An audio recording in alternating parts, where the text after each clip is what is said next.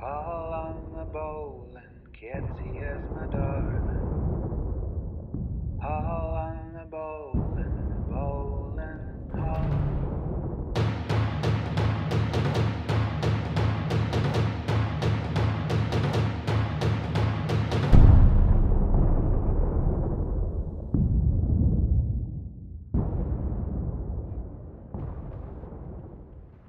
Friends, Romans, countrymen, lend me your ears and optionally your eyes, because today, while you watch not one but two Julius Caesars battle on the open seas for the glory of Italy, I will explain how I got into World of Warships.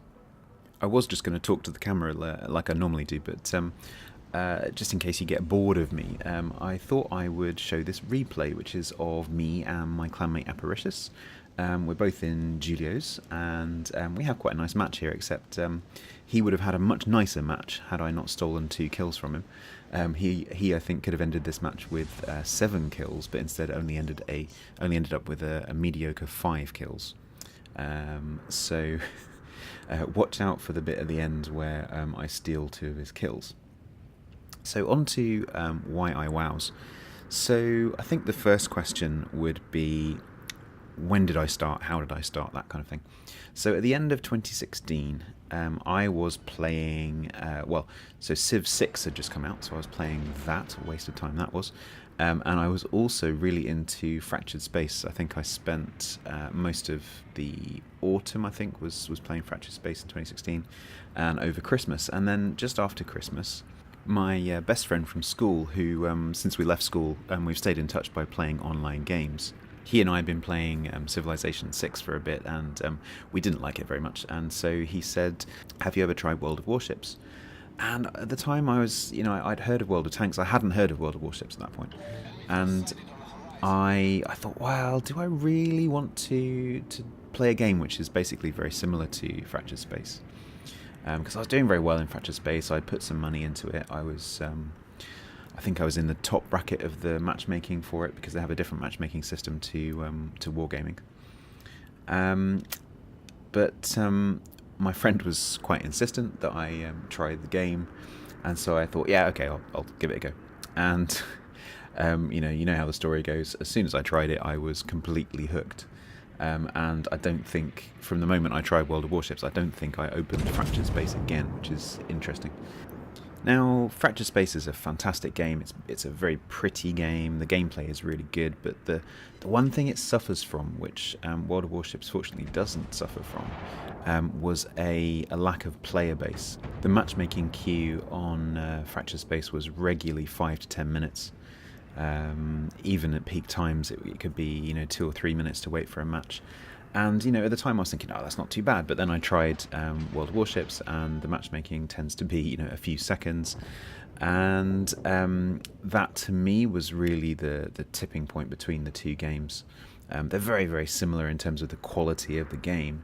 It was purely the matchmaking that determined it for me. So my friend and I, and actually one of his friends as well, we would play together. We were sort of learning the game together. We'd recommend videos that we'd found on YouTube to each other. And, I now know those people as community contributors, people like Jingles and Notza and Flammo and Flambas and so on, Isolate. And so we learnt through those videos, and I'm actually very grateful now to those community contributors, because they really help to shortcut the process, and also enthuse players. I remember I was certainly encouraged and enthused by watching some of those videos and thinking, wow, some of them are quite sensationalist in their nature, but you have to think to yourself as a new player, wow, one day I want to be able to do that kind of thing. I want to get that score and that XP and all that kind of stuff, and that ship. You're always eyeing up the next tier up when you're a low player, low tier player. You're looking at, you're in tier 2, 3, and you're looking at the tier 4, 5s, and you're thinking, oh yeah, it'd be really nice to have that ship. And as you go up, you're constantly looking up the ladder, and to me, that's really one of the main appeals of this game, is that progression up through the tiers of the lines. And so I'm really glad that as I've been playing for the last year and a half now, that there's been new lines have come along, and I've never run out of things to progress with. There's always been a line for me to work my way up. So by lines, I mean the nations. And actually, I've never really specialised in one or another. I do have more matches in certain nations. I think Japan is my most played. But that's really down to one or two ships being played quite a lot in terms of the Japanese destroyers, which I love, very dear to my heart. I've always played most of the nations pretty equally, really, and I've not really been into working my way up one line at a time. I've tended to play one game in each ship each day to get the daily win bonus, and so my progression has been fairly even across all the tiers and all the lines and all the classes, with one exception, and that is cruisers. Ignoring carriers, we'll ignore carriers completely. But as soon as I found destroyers and battleships, they became my mains. I think battleships initially was my thing, but then I discovered destroyers a bit after that, and the destroyer playstyle, especially the sneaky, stealth-torping destroyers, really kind of appealed to me. I quite like that sneaky, strikey kind of playstyle. And so ever since then, I've absolutely loved any destroyer which can stealth torp, particularly the Japanese ones, of course. And I never really got into cruisers, and I think it was because I didn't understand them. I think it's because at the beginning, obviously, you don't have the skills and the experience at the beginning to get the most out of cruisers, because I think they're the most difficult class to play, because they're so fragile, because you can be reasonably easily spotted and reasonably easily deleted by the battleships in the game, whereas if you're in a battleship you can get away with murder, basically, especially at the low tiers. You don't have to think too much about angles and that kind of thing, whereas if you're in a cruiser and you make a mistake, that's it, bye-bye.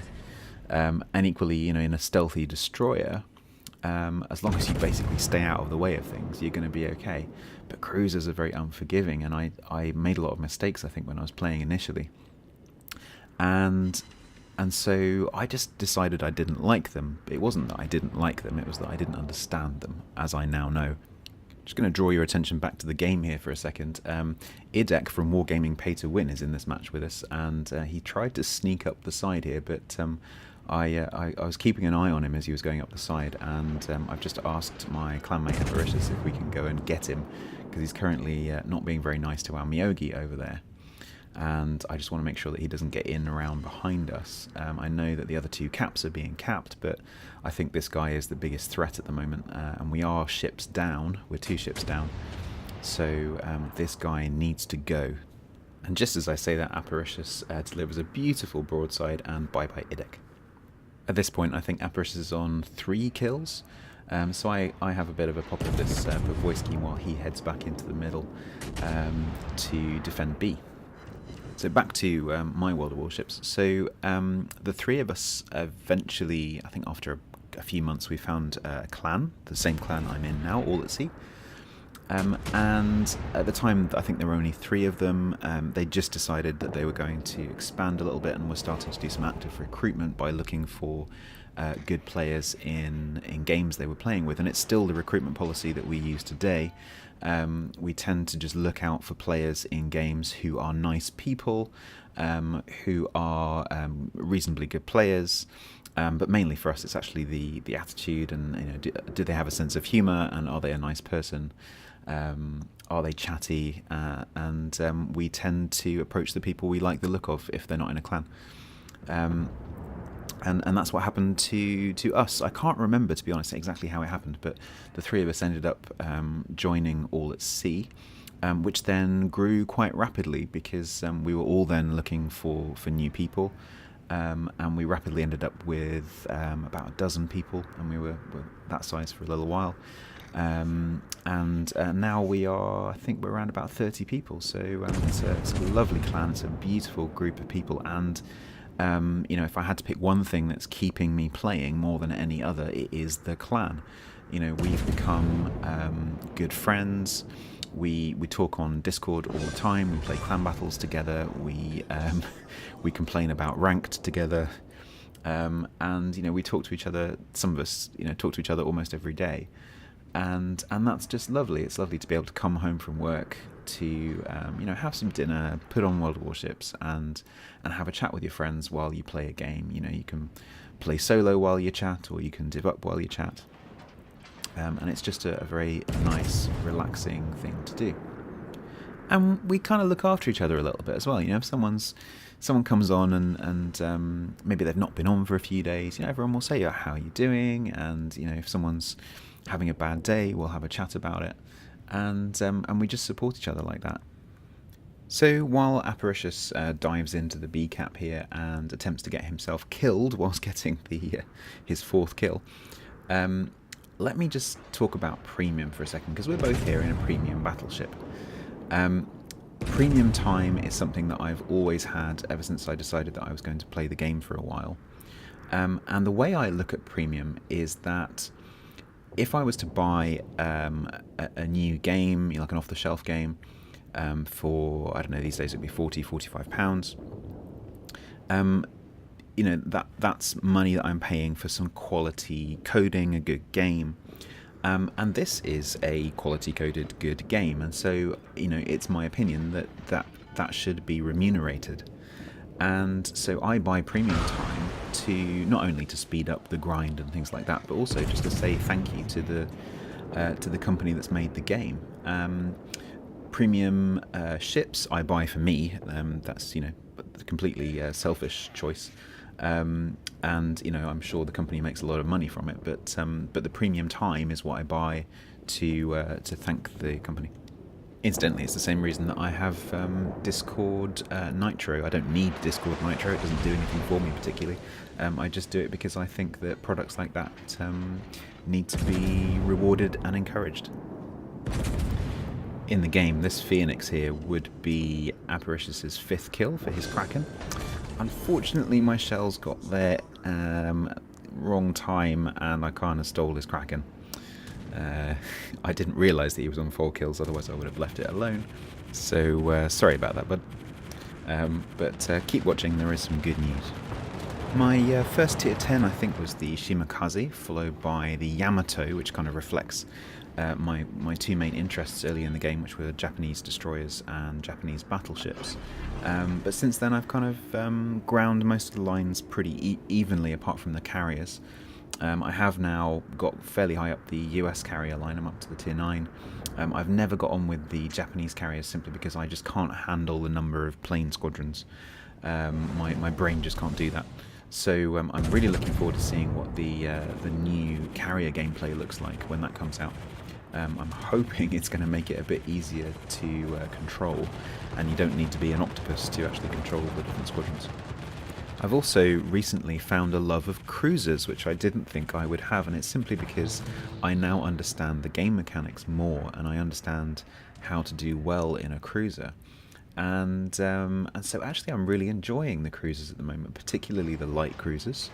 I love ships like De Grasse and Cleveland, the ones which are traditionally either the ones which float around at the back and spam people with HE whilst kiting, or the ones that hide behind rocks. I guess it's kind of very similar gameplay psychologically to the stealthy destroyers, where you're trying to stay unspotted while striking out from stealth. And that gameplay has a similar psychological appeal to me to playing a stealthy destroyer. Another aspect of Warships that I enjoy is the competitive side of it. The clan has done clan battles for the last 3 seasons, and also I've done the last few ranked seasons. Clan battles is great, you get together as a team. You inevitably have some disagreements and that kind of thing, but that's inevitable for any team that plays together in a reasonably high stress situation. But generally we do very well with a team, we coordinate well, and it's great fun. And when it's going well, when we're winning, it's fantastic. Oh, there goes Avaricious's Kraken. Fantastic, I don't feel so guilty anymore. Ranked is more of a mixed bag, as anyone who has tried ranked will know. I think to any decent player, it's not a skill barrier that stops you from getting to rank 1, it's a psychological barrier. Because as you go up through the ranks, particularly as you approach the single figure ranks, everyone is obviously trying to win or save their stars, and you end up with a very toxic environment, and it's unavoidable in that kind of competition. And really, the ones who are successful are the ones who can ignore that and play through it and get there. And every single season so far, I've just given up when I've gotten to that point because I can't deal with the toxicity of the chat. And I think this season I'm going to try to just ignore the chat. I think I might even stick a post-it note over the chat window just to ignore all the whinging and whining that goes on, and just focus on the gameplay. Coming full circle to what I was talking about earlier, one of the things which I still love about World of Warships is the community and some of the content that gets produced. Some of the videos that people do are genuinely very entertaining and so different as well. If you look at someone like Jingles, who's doing replays edited in an amusing fashion, through to people like Euro, who are making these incredible edited videos and compilations. And then, you've got people like Flammo who are making tutorial videos for certain ships. You've got reviews. There's so much different content, and I get a lot out of that. And so recently I've taken the decision to try to give a little bit back, and I've started to do some content creation myself, and I'm really enjoying that. I'm enjoying giving back to the community. Well, that's the end of the game and the end of Why I Wows. I hope you've enjoyed this, and I'll speak to you soon.